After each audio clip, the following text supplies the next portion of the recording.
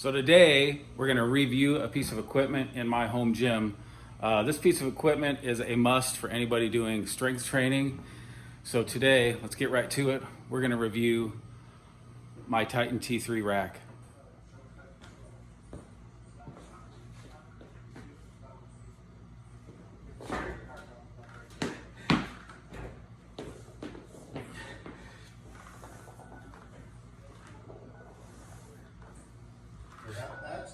That's the emergency stop, or that's like too long?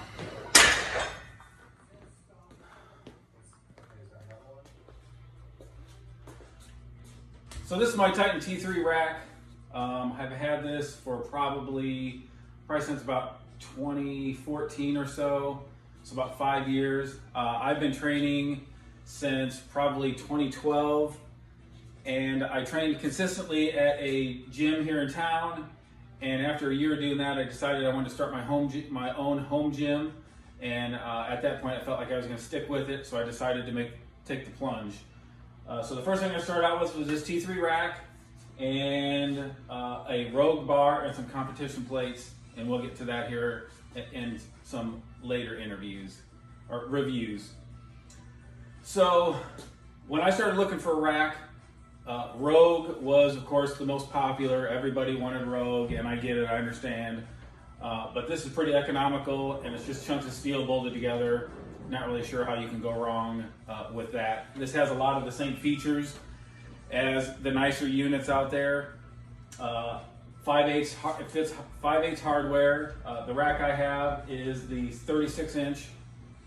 I did get an extension, and we'll talk about that here in a little bit too. But some things I like about this unit that made me decide to buy it were, of course, the pull-up bar. You have the 1 1/4, and then you have a 2-inch in the back. This is not a short rack. This is the full size. Some other features I like about it is it has the 1-inch hole spacing, which is the west side hole spacing, which is good for if you're going to do bench press in your rack and other training exercises that you might do. It comes with the standard pipe pins. I have upgraded to the safety straps. Actually, the first set I got were in bad shape. They had a bunch of recalls, but they've sent me out these new ones, and they hold up quite well. Actually, the original ones that they sent out, I actually loaded the bar to, 225 or something like that, and dropped it on the straps and actually ripped the straps. And people on the internet had been complaining that the straps weren't good, so I decided to put my old ones to the test, and they did not hold up. So some other things about this has a 1,000-pound capacity, which I will never in my lifetime lift. The 5/8 hardware, the 1-inch hole spacing. This is 11 gauge steel, 2x3. And so this is going to hold anything that normal people can lift. I would say even people that are lifting enhanced, you're not going to hurt this thing at all. And it comes with you can get plenty of accessories with this. Some of the Rogue stuff does fit. I actually have some monolift arms a monolift attachment that will also fit on here. And we'll get into that another day too. That's for another episode. So this 36-inch rack, when I originally got it, came with 4 plate storages, which the Rogue didn't. I think this thing shipped for around $350. I think it's up to $380 somewhere in there right now. But the Rogue was $700 or $800, maybe $650, and then plus you had to pay for shipping, so it made it pretty expensive. On to the dimensions of this unit. So this unit is 46 inches wide. It has an in-between of this unit's about 42 1/4.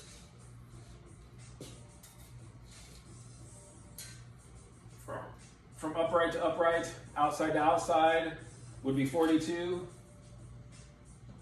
and the inside would be 36. That's why it's considered a 36-inch rack. The feet coming out from the front stick about 1.5 inches out further than the post. So if you take those dimensions I gave you add a inch and a half each way. That'll tell you what the outside dimension is. And going widthwise, it's an additional 4 inches each way, so a total of 8 inches, total of 3 inches front to back. Let me check that again. Yeah. The total height to the top of the upright is 90 and a half. Actually, it's probably about 90 and 5/8. I had a little bit of bend in my tape.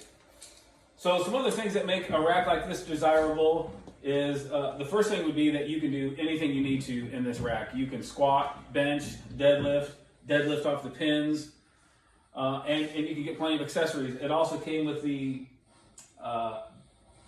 band pegs. The band pegs are nice because they give you a little bit of variety. So for me, when I first started training, I basically kept it to the basics: squat, bench, deadlift, overhead press, and row. After you've been training for a while, and I would say a couple years, then you might try and do something like introduce bands. That's going to add some variety at the bottom. It's not quite as heavy, and as you come to the top, it starts to load. I do know how much load these put on, but I can't remember. I'll have to talk about that another day too. Something else that'd be different about this unit maybe than the Rogue unit is the color of the hardware. I can't say that I'm crazy about the zinc finish, or it's kind of a gold. I'm pretty sure that's zinc. The Rogue would come in the more of a chrome. I don't think it's exactly chrome, but a brighter finish. So I had this unit for probably 3 years, and then decided to purchase the 24-inch extension. That's handy because then when you're training and you're going for your lift off, you don't have to worry about, you can imagine when the bar is loaded and you back up and you have some weights mounted to the side here, well, you start to bump into them. So this is nice for the added storage and not having plenty of room once I'm in the rack. I think when I originally did it, Hunter was training with me, and he was going to train on one side and I was going to train on the other. It didn't work out very well because nobody likes to train in the back.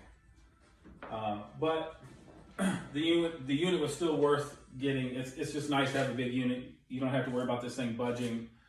It stays put, but I've done a few extra things. I ran some pegs in the top off of this micro lamb to really keep this sturdy.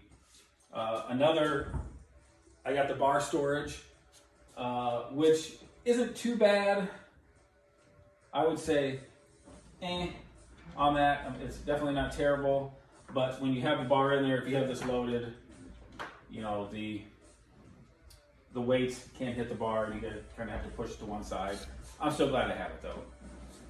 I'm trying to think. So I also kind of wanted to go into the fact that, so the reason I decided to do this channel is not to, and I hope I don't come across the wrong way. I'm not doing this to brag. I'm doing this because I enjoy this kind of stuff.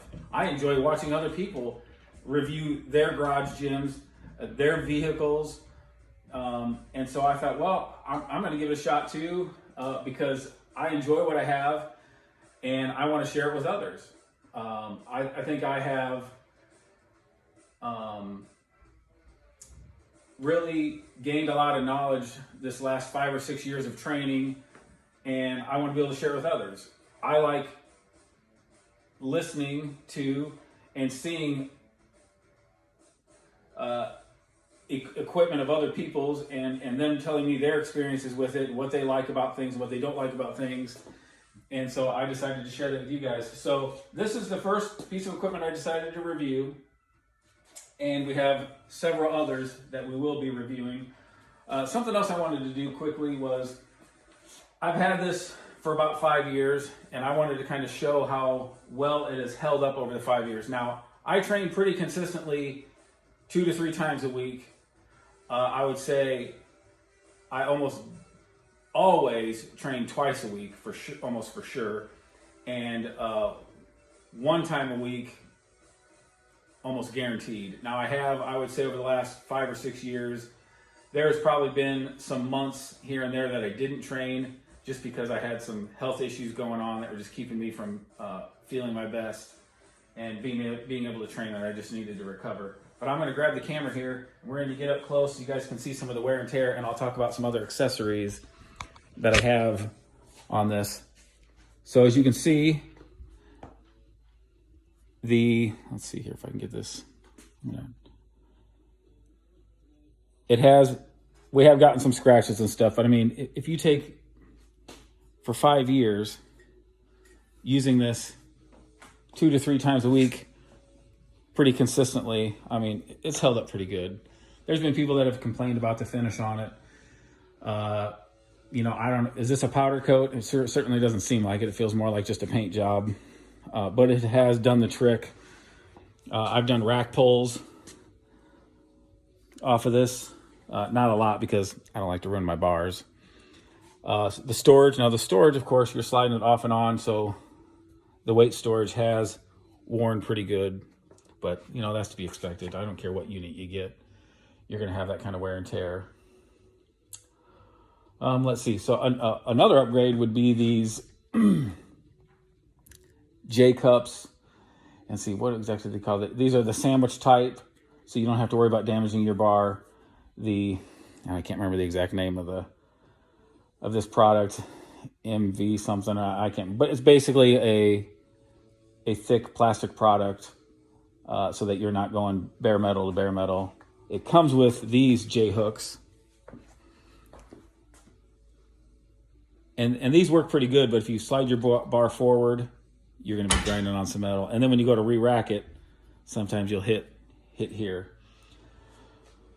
So having the covered J hooks or the sandwiched J hooks is pretty nice.